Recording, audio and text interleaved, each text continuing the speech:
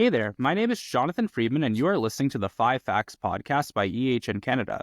This is the show where we scour the internet for the most frequently asked questions about mental health and addiction and ask an expert for their answers to them. Today, it is my honor and my distinct pleasure to introduce you to my special guest, Dr. Tatijana Busic. Dr. Busic is a licensed organizational and clinical psychologist with nearly 2 decades of experience. She has dedicated her career to enhancing resilience and emotional intelligence in individuals, both personally and professionally. Her organizational work focuses on developing values-driven and purpose-driven cultures by transforming leadership from the inside out. Dr. Busic also provides trauma-informed psychological services to individuals, with a mission to help people heal and thrive throughout difficult experiences. Her life's mission is to cultivate greater well-being in our world, empowering people to inspire change in themselves, their relationships, careers, and organizations. She holds a PhD in applied psychology and human development from the University of Toronto, has been featured in several media outlets, including the Harvard Business Review and CBC. Dr. Busic, Tatijana, welcome to the show. How are you doing today? Hi, Jonathan. I'm great. I'm really excited to have a good conversation with you today about some pretty important stuff. Heck yeah. I'm really excited to have the conversation with you as well. But before we get into the 5 big questions, I'd love for you to tell the listeners, tell us, why'd you get into this field? Why'd you get into this space? Well, I think that psychology, regardless of who you are, regardless of any individual differences that exist, whether gender, sex, religion, race, cultural background, if we identify as a Homo sapien, we have a psychology. So there is something incredibly powerful about a psychological lens, whether we're engineers or we're therapists or addiction treatment facilities like EHN, teachers, educators. Psychology is such a powerful framework that can really be integrated across multiple disciplines. So from an intellectual perspective, I was very much driven to understanding psychology and developing the skills as a psychologist. And from a personal perspective, I just find human behavior fascinating. And especially around how we navigate, complex scenarios and situations, including stress and trauma, and not just survival, but how we also, survive, heal, and eventually, the idea is to thrive through the various struggles that come our way. So those are some of the things that I love about my profession. I love that. That's very interesting. Thank you for sharing that. And Tatijana, I want to know if you're ready to dive into the internet's biggest questions on leadership and mental health. Yes, let's do it. Let's do it. So the first question, the number one most asked question on the internet about leaders and mental health is, why do leaders seek control? How does control affect leadership? Is that why leaders become leaders? Well, it's interesting. It's a good question. Control kind of see it from 2 perspectives, 2 angles.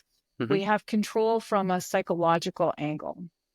So we all have capabilities, various tools, whether they're behavioral tools or mental tools to help us navigate through a tremendous amount of data coming our way. The human brain can be considered as a information processing system, or some people refer to it as a type of machinery. And every single second, the human brain processes something between 60 to 80 million bits of information per second. And a large majority, again, there's some debate around this, but 70-ish% is instinctual and emotional outside of our awareness. So if we didn't have control measures in place to navigate this, the brain would be quite literally overwhelmed. In fact, we likely would not have survived in the species. So control also has adaptive and important regulatory importance.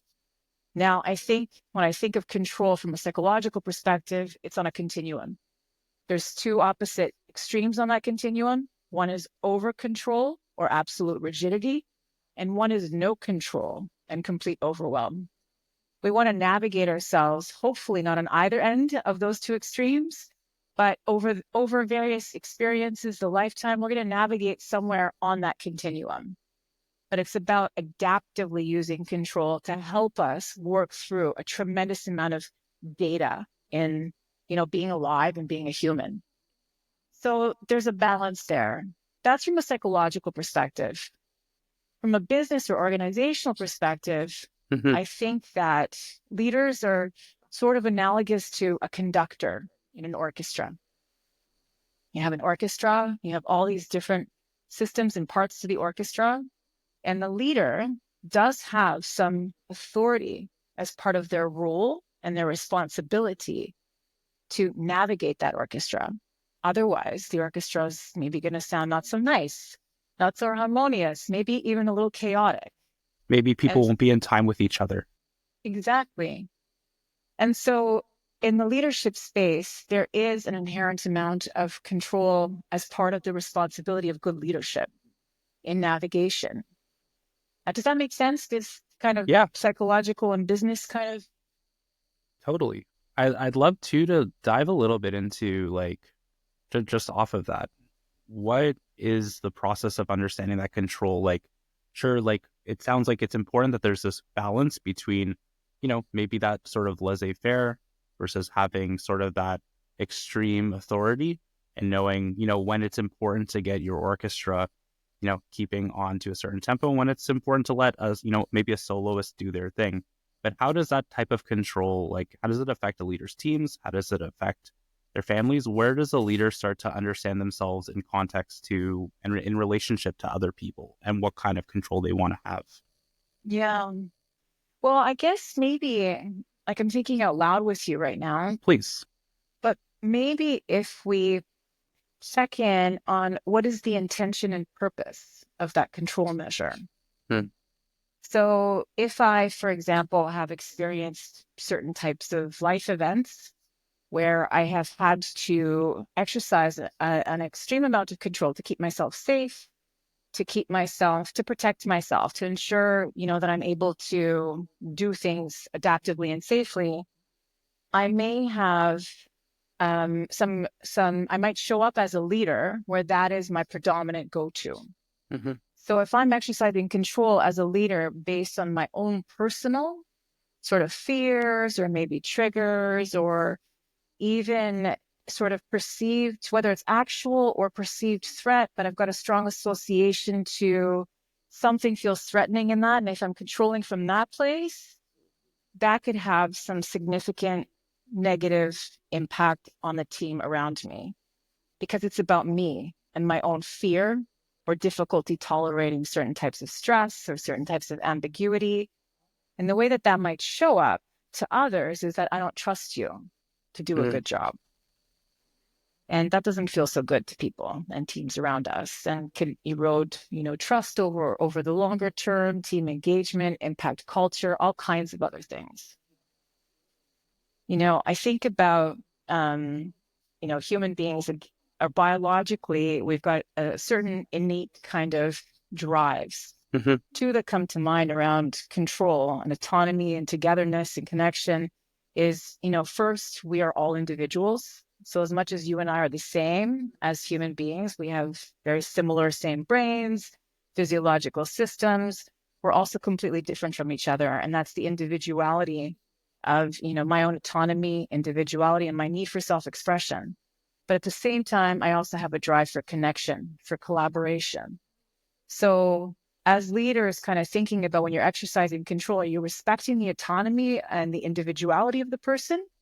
And also the need for collaboration and connection as a team. We're here to do a job. So those are some of the things that come to my mind. It sounds like it's possible that as a lead, like maybe as a new leader, you're starting to experience like, okay, cool, like I'm getting into that project management-y type of role. And, I really want to, be strong and be directive. But sometimes when I do that, and depending in the ways in which I do that and in which the ways I want to have that control, I could actually be not respecting the autonomy of my team, perhaps, or not taking the time to build that trust. It's another way where it's like that balance is really important. It's understanding our own need for control and where that's coming from against, respecting that other people need to have control of themselves and their environments as well. Yeah. And sometimes I hear leaders say stuff like, well, if I don't manage them, if I don't control this, then people are lazy, their motivation's going to dwindle, things like that. That's an inaccurate, it's a false perception. Most people don't want to lie down on the couch and do nothing. Right. We all have drives. We're always motivated for something. Without motivation, again, we wouldn't be existing. It's like time's up in your lifetime. So people aren't inherently lazy. We are inherently driven to express our agency or functioning. We want to do stuff. It's about working with the individual and your team adaptively. But micromanagement and control do not ensure that people are going to do their job. In fact, it has the opposite effect in many, many cases. I think that's a good segue into our second question, which is, and I think I can already get a sense of what the answer is, but in what ways do you believe personal experiences shape a leader's approach to their role, shape that need for control perhaps, and how this can influence their effectiveness, influence their teams? What are your thoughts? Well, human beings are social by design. And so from birth until death, all of our experience shapes us, and it's continually shaping us. So the way in which we perceive ourselves, the way in which models in which we view others, how we see broader systems in the world around us, what biases, we're all born with a lot of different biases that are biologically based and have evolved throughout evolution, but then depending on experience, we may have exercised more biases than others. So I think that experience shapes everything. And if there's so much learning through experience, so what's learned, what I love about, psychological agility is whatever's learned, you can also unlearn, which is pretty cool. But it is really important, I think, to pay attention to honing our self-awareness so that the question isn't what biases am I perceiving others or the world from, or what beliefs. I'm sorry, if I can go back, not if I am. The question is, which ones am I engaging in? So that we can navigate ourselves and make decisions and choose behaviors and ways of being in our organizations that is grounded in the present and what it is that the job actually is requiring from us. Otherwise, we're kind of subconsciously, outside of our awareness, guided by all of these different frameworks that have evolved over our lived experience. So I think it's huge, very huge. So it sounds like it's really important as a leader or anybody on the team that you really got to be aware of what you're coming to the table with, like how you're, the way you might have approached something, or maybe the way you might have been approached about something in the past, and how that affects how you behave now as yourself around people, around your teams, maybe even around your families too. Yeah, absolutely. And I think it's not about being like perfect and having some kind of 100% mental health thing here. The perfect score. Yeah, it doesn't work that way. But it's about how do you develop the capabilities as a leader, or if, we're looking at a family, maybe as a parent or a caregiver running a home, how do you develop the capability to work with yourself and your own biases, your own models, your own beliefs, your own fears, your own everything adaptively? And so even if you do fumble and make a mistake, which you will, and which we all do on a regular, every single day basis, I think the impact that it has on our team isn't the mistake itself. It's how we handle ourselves when we fumble around, make a mistake, don't know something, or, even make serious mistakes. How you handle that and take ownership and accountability, and then how you communicate that with others determines the impact of that. I remember a while ago, and I forget if it was in my own, like, going to therapy, or where exactly I heard this, but I remember somebody telling me, when people are anxious or struggling to think, the first thing that they do is seek where they can control their environments around them. And I think like in my own personal development as a leader, like, this is my first corporate job. Like I'm feeling it out. I get to work with a really awesome team. Like when I am fumbling about, am I then going to other people on my team and saying, hey, like nothing is working, so you need to do this and you need to do this? Or am I saying, hey, like, you know what, we made a mistake today and I want to brainstorm, how do we do this in a better way next time? How do we fix it now? And kind of go there. That's right. So it's not so much a question of not derailing. The question is being aware of your derailers and how you behave, what your go-tos are when you are especially stressed, Mm-hmm. and then working with those. So moving on to our next question, our third question, how do you see the interplay between cognition, physiology, emotion, and behavior affecting leaders in their day-to-day decision making? I think, like, for me, when I'm scrolling on TikTok or scrolling on Instagram, and I feel like a lot of people are, talking about like this is how we should be thinking, this is how we should be behaving, this is how we should take care of our emotion. But we know, like, it's a lot more holistic to that. There's a lot of interplay there. Absolutely. And in some ways, that whole, these are the 5 steps and do this, and you're going to be happy, Mm-hmm. is like in some way a way of coping with the tremendous task of understanding, the complexity of your internal system. Mm-hmm. So it's like, oh, if I follow these things, it gives you a little bit of relief, because then, okay, I'm on the right track, but it's not the sustainable, longer term, deeper kind of well-being work or foundation work. So when it comes to the interplay of what you mentioned, I think of, the individual as system one. And so before I come out and work with you, my team member, my colleague, I need to focus my attention on how am I working within my own internal system. So as a psychologist, when I'm doing like leadership assessments or personality Mm-hmm. assessments, things like that, I'm always looking for what's going on in the person's cognition.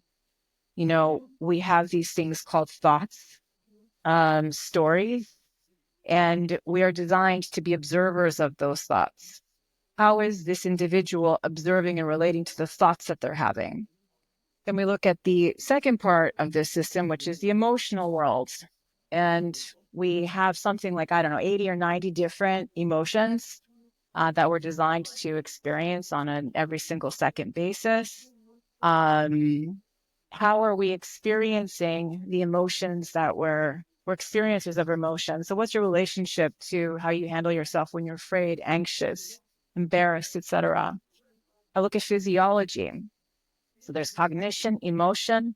How is my body interacting with those thoughts, experiencing those thoughts and those emotions? How do we regulate? How do we work with our own physiological systems? And then there's behavior. What's the behavioral response to these, 3 things? So those are the 4 components of kind of a whole human being.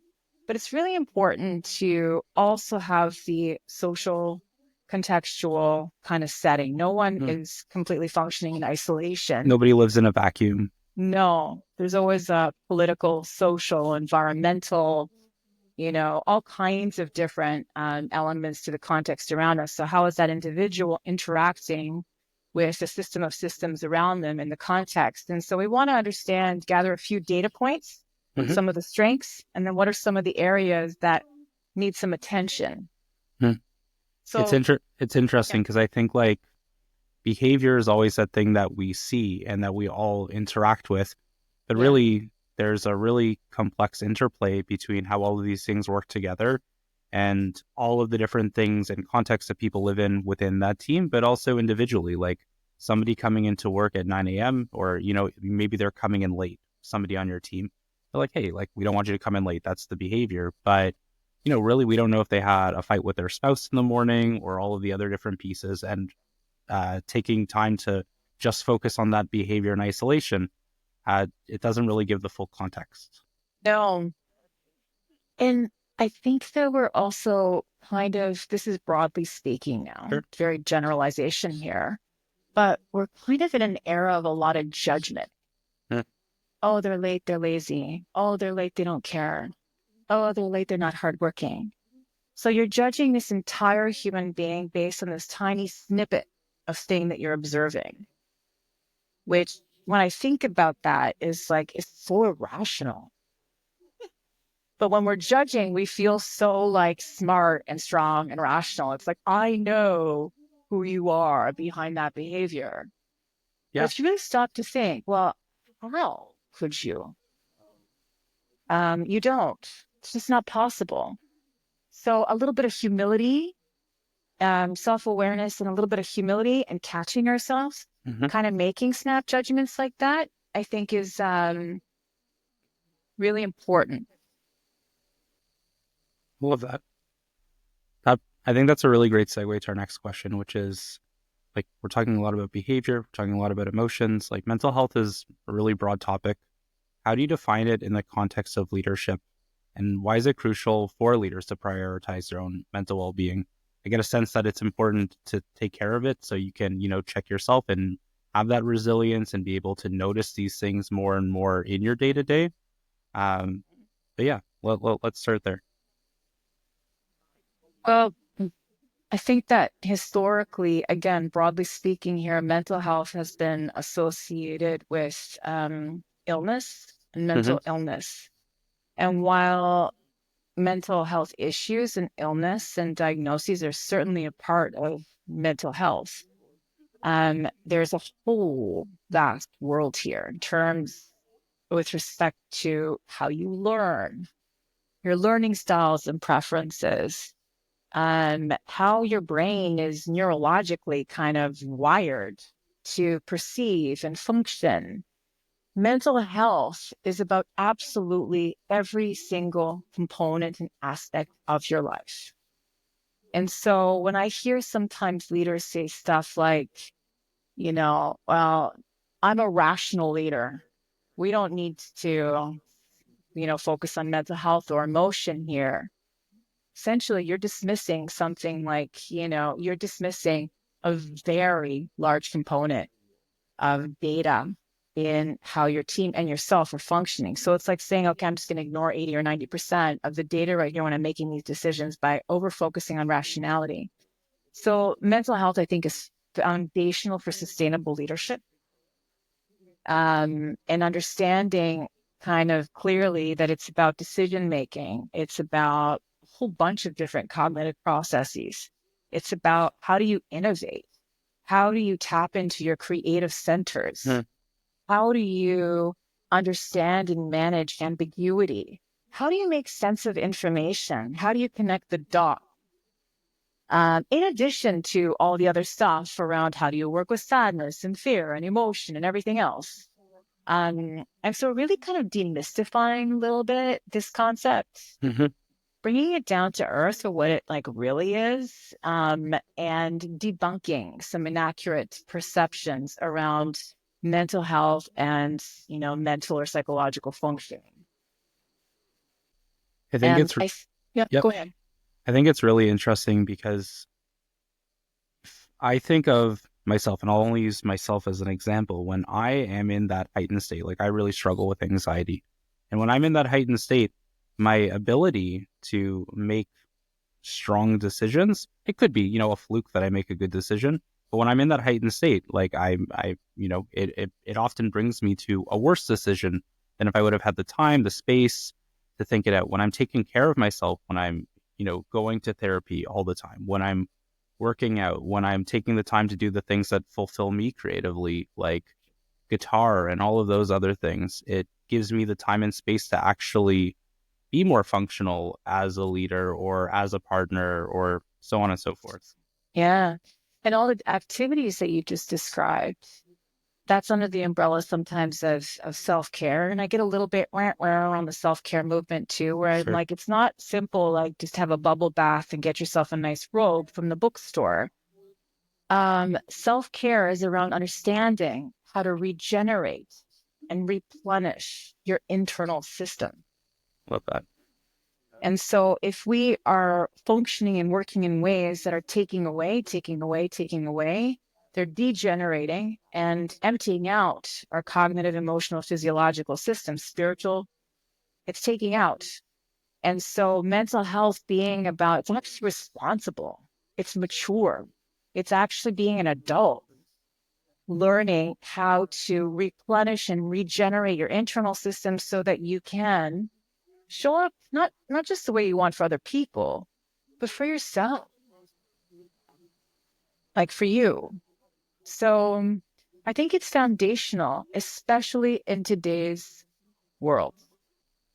We can't ignore it anymore. It's irresponsible to ignore it. And I think that organizations are really coming to, it's a process, but the process has begun. It can no longer be ignored. The facts are kind of on the table. And perhaps the last 3 to 5 years globally have really brought that to surface. So when organizations are, taking stock in that way, and they're seeing like, okay, we now realize this is something that's really important that we should be bringing to the table. Like, where does a people leader even start to bring that kind of care into their organization? Are they calling up different like therapy clinics? Are they starting to look into like EAPs? Where does an organization start? Is it culture? Perhaps, I don't know, like it'll depend on context and what's going on in the organization and the sort of, where they're at in terms of things like psychological safety, well-being, how the people are doing, and how the organization as a whole is functioning. But a good place to start is take a minute and turn your attention inward. How are you doing? So often leaders will come to me and say, I need some help motivating my team. And I'm being a bit silly right now, but I'm like, forget it. You can't motivate anybody else. You've got to begin first by going internally, following the 5 steps or 10 steps of the motivation that you learn in a really great workshop. You'll practice it. Then it's likely going to dwindle. After maybe a few days, a few weeks, you might keep 1 or 2 nuggets. It's not the sustainable type. But when you begin with understanding yourself first and what's going on with you, that sets up the foundation for then being able to implement those 10 steps in a way that has a much broader reach. So we have a lot more autonomy, I think, autonomy, possibility. Like it doesn't necessarily have to be these massive, large, projects and interventions necessarily. Sometimes, yes, absolutely. Again, lots of different types of services out there for organizations. But a good place to begin is kind of going back to the basics of how am I taking care of myself and communicating within me, and then watch how that translates when you're, delivering some tough feedback or something like that to your team. So that would be, I think, let's think of there's the self and looking at how you are relating to yourself internally and then going outside the self. But again, we do sort of, broadly, generally speaking, live in a world that's very outside focused. Yep. Yeah. Does that answer your question? Was that? Yeah. Yeah. You crushed it. Yeah. Okay. Awesome. So looking ahead, what do you envision as the future of like mental health and leadership? What are the trends? Where are things going? Maybe where would you like for things to be going? Well, according to, institutions as big as the World Economic Forum, emotional intelligence by next year is the top most sought after skill in leadership, period. And so I think that we need to really kind of accept that these are not the soft skills. They have never been the soft skills. They have always and are the hard skills and the power skills of how to lead in a way that will help you navigate 21st century complexity. And it is a complex world. It's not the first time we've been through some complexity. That's for sure. Change, transformation, suffering, all this stuff has been going on from the beginning of time. But there is something different about this period of time in terms of the speed of data coming at us. That Feel has that. shifted tremendously in a matter of 20 years. Mm-hmm. And so EQ, emotional intelligence, capability. Again, it's not about being emotional or sitting around in circles and talking about feelings with people all day long. No, these are hard tools and capabilities that need to be exercised and brought into the fabric of organizational culture and models of communication. That's what I would like to see. So even 10 years ago when I started as doing my PhD, I'd mentioned the word psychology in organizations and no, only management, HR, do not talk therapy. And now I'm like, nope. Now everybody is really those conversations are happening. And my hope is that we continue to go in that direction, because that as a foundation can help us with all of the other issues and complex scenarios that we're facing. Amazing. Amazing, Yeah. amazing. Well, that brings us to the end of the 5 big questions. And it was really, really amazing and a pleasure and really exciting to hear your thoughts on mental health and leadership. Where can people find you? Where can people get to know you a little bit more? I know before the show we were talking a bit about your new website, which is upcoming, which is really exciting. Tell people where they can find you. At tatijanabusic.com. The name of my practice is Busic Psychology and Consulting. And something that we do that's a little bit different than some other practices, whether they're therapy practices or consulting firms, is we provide a hybrid approach. So we work on professional and leadership issues that individuals are facing, as well as the personal. There's no division in our work. And this is a part of the holistic kind of view. So tatijanabusic.com, that's where you can find me, or LinkedIn. And I love talking to people. So when people reach out to me with a question or things like that, I do my best to, respond. And I really enjoy connecting with people all over the world. Fantastic. Yeah. Thank you so much for coming onto the show. Just to leave the listeners with a little bit about us as well. Recovery is possible, and EHN Canada is the place for both virtual and inpatient treatment programs for mental health and addiction. To learn more about EHN Canada and how you can begin your own recovery journey, please go to ehn.ca. To listen to even more episodes of the 5 FAQs podcast, you can check it out on your favorite streaming platform. Tatijana, thank you so much, and we will see you next time.